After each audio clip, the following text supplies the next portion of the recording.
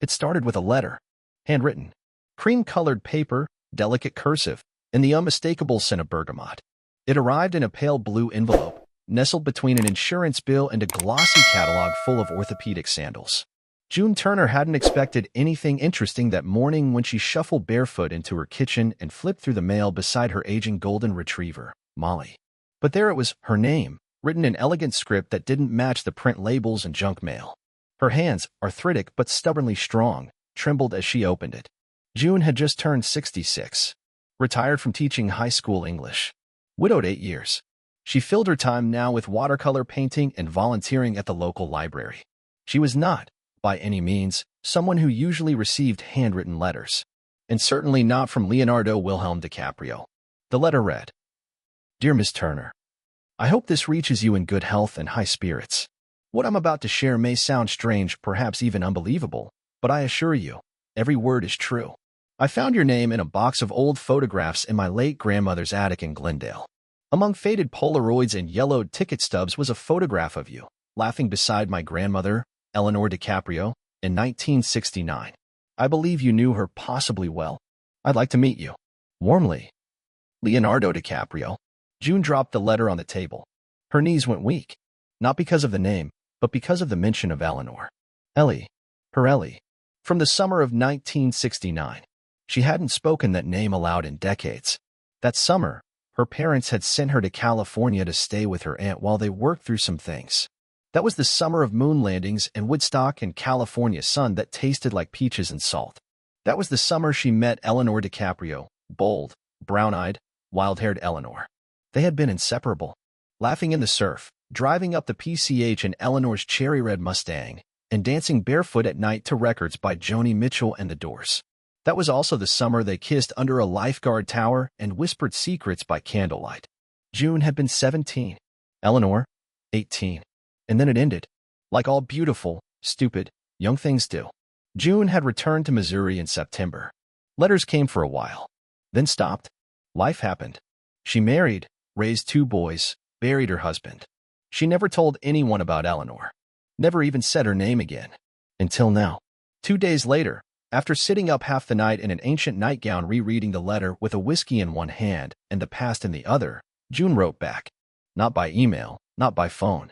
She picked up a fountain pen and wrote like she hadn't in decades.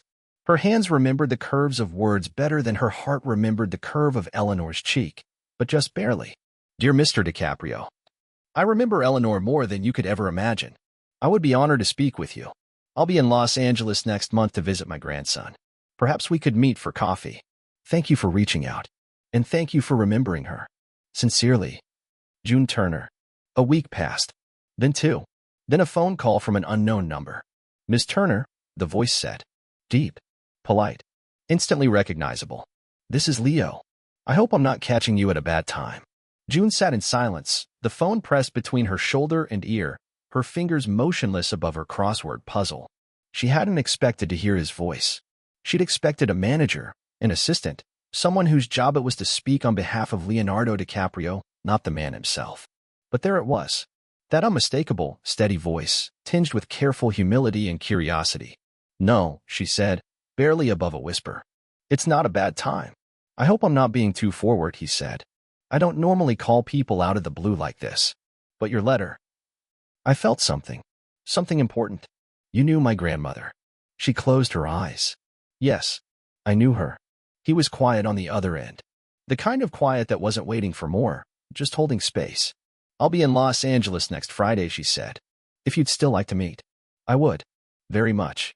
I know a place in Pasadena. Quiet. No press. And just like that, the past reached through 56 years and pulled her forward. The cafe he'd chosen was small, tucked behind a row of succulents and lemon trees on a quiet street. No signs. No crowds. Just a single wooden door and the smell of fresh bread wafting through the spring air. June wore her nicest blouse and a scarf her late husband had bought her in Italy, though she couldn't remember which trip. Her hair was silver now, she'd stopped dyeing it 3 years ago, and her lipstick was slightly smudged, but she felt alive. Nervous. Like she had at 17. He was already there. Sitting at a corner table, sunglasses tucked into the collar of a navy sweater. And even though he was Leonardo DiCaprio, Oscar winner, activist, Heartthrob, he stood up the moment he saw her and smiled in a way that melted the layers between them. "Miss Turner," he said, reaching for her hand with both of his. "June." Up close, he looked older than in the movies, but not in a bad way.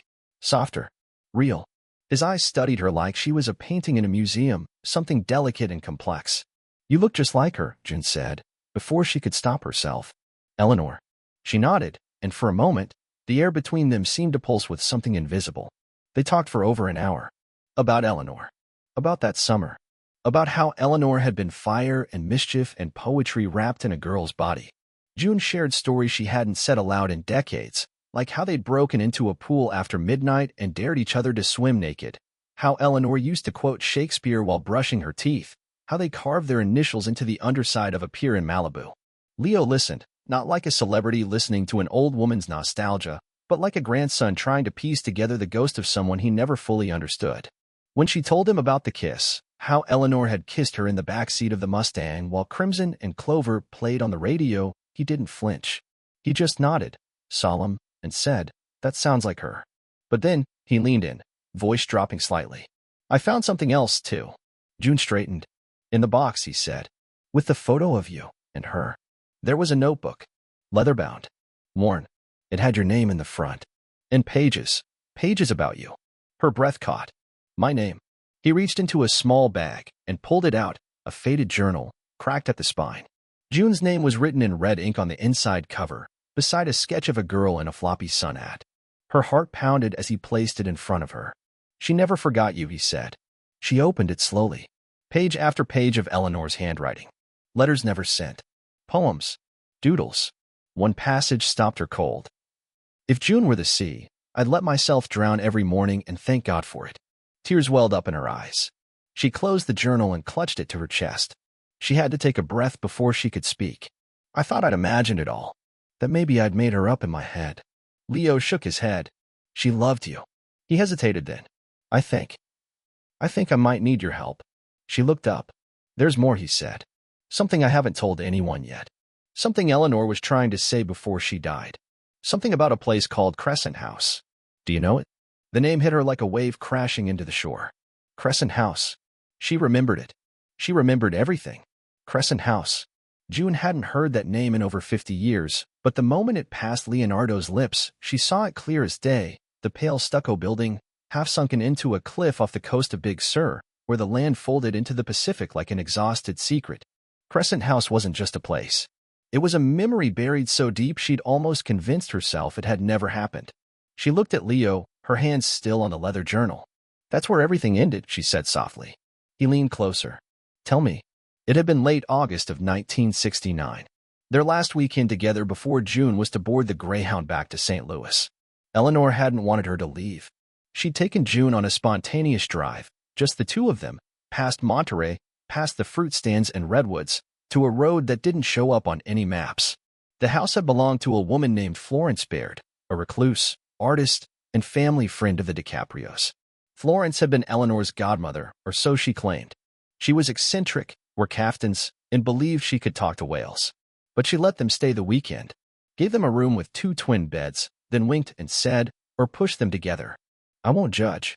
It was there, under the waxy leaves of the eucalyptus trees and the distant sound of sea lions, that Eleanor told June she loved her. Not in the trembling, tentative way of teenagers fumbling toward truth, but with conviction. With fire.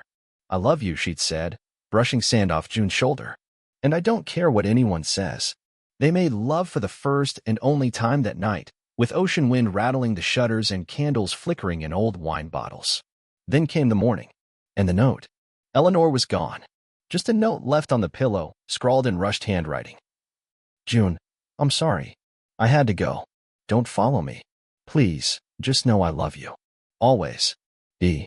She never explained. Never called. Never wrote. In June, 17, heartbroken, humiliated, and alone in a stranger's mansion on a cliff, had boarded the bus home in silence, clutching that note until her fingers bled. Now, 56 years later, Leonardo reached across the table, his brow furrowed. She never mentioned Crescent House to anyone in the family. But in the back of the journal, there's a sketch. It's of that house, labeled in her handwriting. And there's something else. He opened the journal to the last page. June hadn't dared go that far yet. He turned it toward her. There, in the margins beside the drawing of the house, was a single sentence in faded black ink. June, there's something buried beneath the fireplace. I couldn't tell you then, but I think you need to know now. June's chest tightened. Buried? Leo nodded. Do you have any idea what she meant? No, June whispered. But she did, or thought she did. Not something literal. Something darker. Something they'd never talked about. Something from a stormy night, a drunken game, and a locked door at the back of the house. A chill crept up her spine. We have to go there. They arrived at Crescent House 2 days later. Leo had called in favors. The property, long abandoned and tied up in probate, had fallen into legal limbo. But he got them access quietly, without publicity. No entourage. No headlines. Just a rented black Jeep and a winding coastal road that carved through fog and sea cliffs. The house looked smaller now, crumbling, eaten by ivy and rust and decades of weather. But the bones were the same. That arch over the veranda. The half-moon window above the door. The sound of wind whistling through broken shutters. June stepped out first, her feet sinking slightly into the earth. The air smelled like salt, rosemary, and ghosts. Inside, dust coated everything. Sheet-covered furniture. Empty frames. The grand piano missing its keys.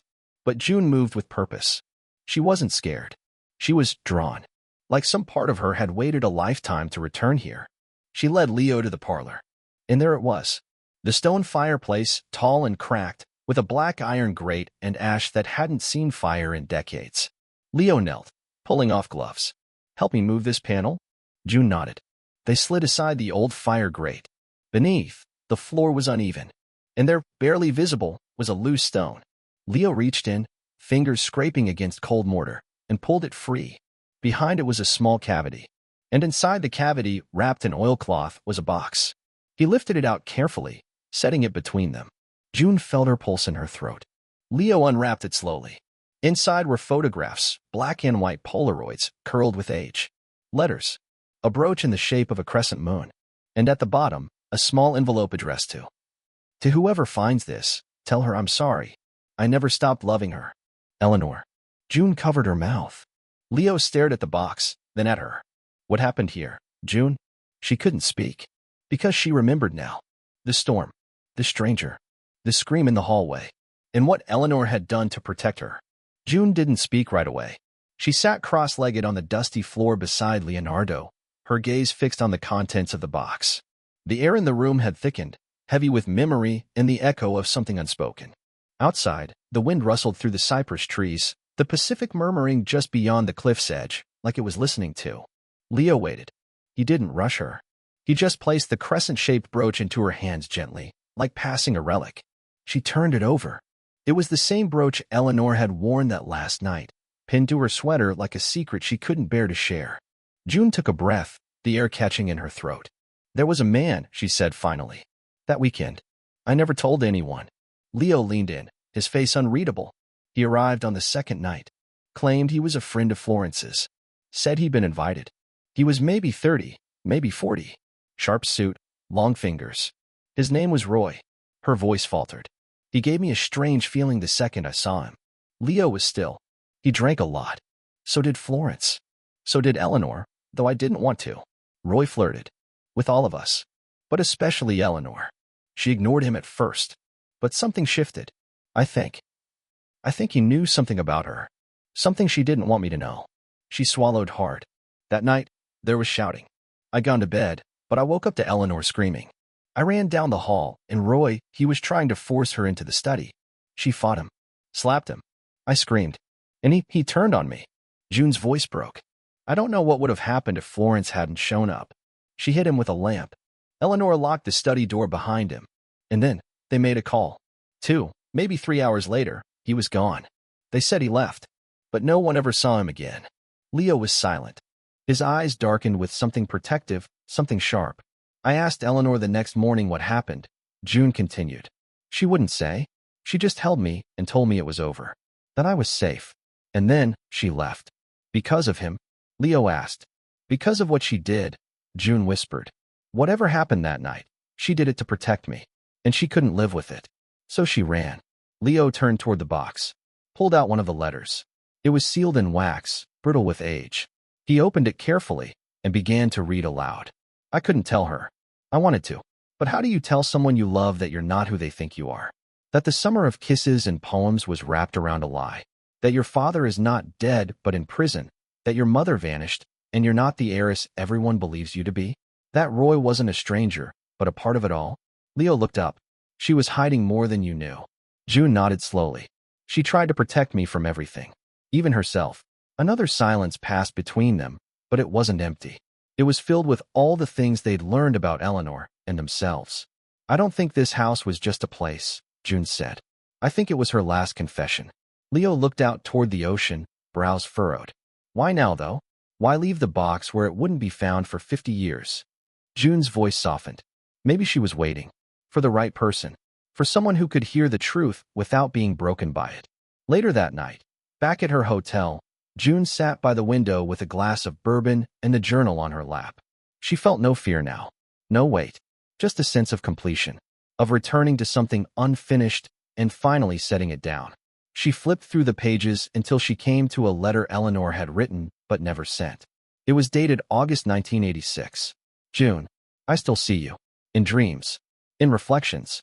In the spaces where words fail and only memory dares speak. I've lived a life, I suppose. There were lovers, but no love. There were homes, but no home. I've painted every ocean I could find, but none ever looked like that summer. None ever looked like you. I don't expect forgiveness. I only hope you remember me as I was before fear made me run. If you ever find this, then I guess it means my grandson kept the right parts of me alive. Yours always. E. June touched the ink.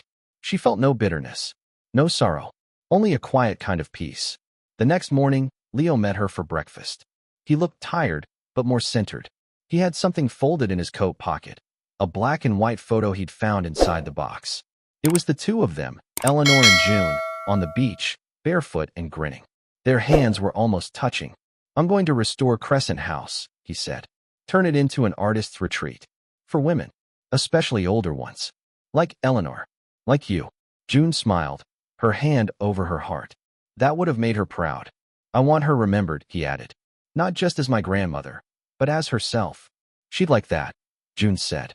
Then, after a pause, and maybe I'll donate some of my paintings. Leo raised a brow. You paint? Not well, she laughed. But I've learned that art doesn't have to be good to be honest. They finished their coffee in companionable silence. Outside, the morning sun had burned through the fog. The day was clear, full of promise. The sea was calm, the way it only got after a storm.